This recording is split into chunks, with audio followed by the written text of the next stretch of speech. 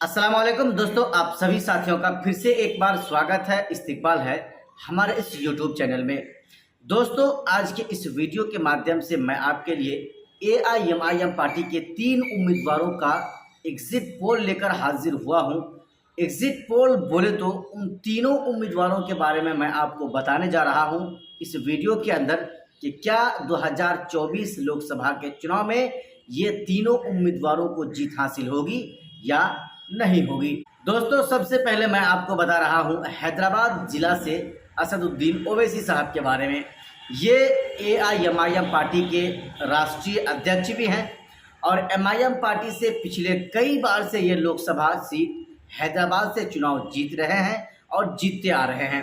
हालांकि इस बार जो 2024 में हाल ही में चौथे चरण में जब वहाँ पर चुनाव हुआ तो जो लोगों का रुझान था, जो हमारा जो वहाँ पर लोग काम कर रहा है, उन लोगों का जो रुझान था ये साफ क्लियर था कि असदुद्दीन ओवैसी फिर से एक मर्तबा हैदराबाद जिला से सांसद बन रहे हैं। इसमें कोई शक की बात नहीं है। दोस्तों, अगर मैं आपको ओवैसी के बारे में बताऊं, एआईएमआईएम पार्टी के कद्दावर नेता हैं, राष्ट्रीय अध्यक्ष हैं और पूरे हिंदुस्तान का दौरा वो कर रहे हैं।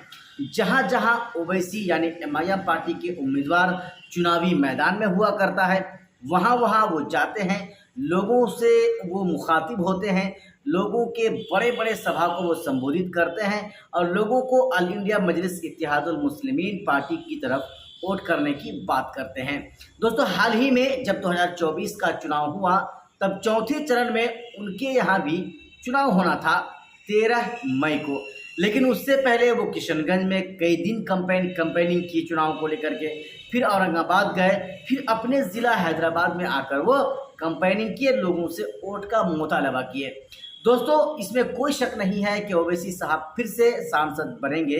हालांकि वहां पर बीजेपी के जो है उम्मीदवार वहां पर हैं, चुनावी मैदान में एक महिला है, लेकिन उनको जो है ओवैसी साहब के मुकाबले में अगर देख सकते हैं आप या फिर देखना चाहते हैं तो दूर दूर तक वो नज़र नहीं आ रही है।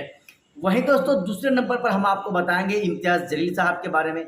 इम्तियाज़ जलील जो औरंगाबाद ज़िले से सांसद थे और इस बार जो 13 मई को जो वहाँ पर चुनाव हुआ तो वहाँ इस बार उससे ज़्यादा यानी जितने वोटों से 2019 में उसको कामयाबी मिली थी, 2024 में यानी ठीक 5 साल के बाद उससे कई गुना वोटों से जो है ज़्यादा वोटों से उनको इस बार जीत हासिल होगी इंशाअल्लाह। इसमें कोई शक की बात नहीं है।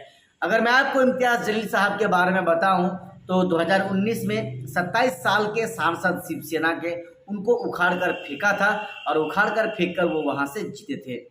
वहीं दोस्तों, तीसरे नंबर पर हम किशनगंज की बात करेंगे। किशनगंज से अख्तर उल ईमान साहब चुनावी मैदान में थे, जिनको 26 अप्रैल में जिनका चुनाव ख़त्म हो गया, मतदान ख़त्म हो गया। अख्तर उल ईमान साहब 26 अप्रैल को इनका मतदान ख़त्म होने के बाद दूसरे चरण में चुनाव ख़त्म होने के बाद वो भी पूरे बिहार के अलग अलग जगह में जाते हैं।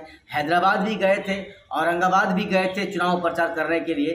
तो अख्तर उल ईमान साहब के बारे में मैं आपको ये बताने जा रहा हूँ कि इस बार यहाँ से ऐसा लग रहा है कि उसको भी कामयाबी मिल सकती है। हालांकि ये हमेशा कांग्रेस का गढ़ रहा है।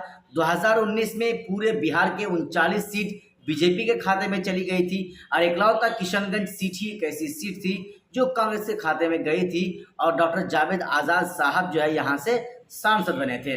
2024 लोकसभा चुनाव में भले ही लोग सांसद साहब से नाराज थे, जावेद साहब को लोग बुरा भला कह रहे थे, लेकिन अंततः ऐसा लग रहा है कि मुकाबला डॉक्टर जावेद आज़ाद साहब से ही, चाहे जिसको लेना पड़े, चाहे अख्तर उल ईमान साहब को लेना पड़े या फिर जदयू के मास्टर मुजाहिद आलम साहब को लेना पड़े, मुकाबला तो यहाँ पर कांग्रेस के डॉक्टर जावेद आज़ाद से ही होने वाला है। इसमें भी कोई दो राय की बात नहीं है।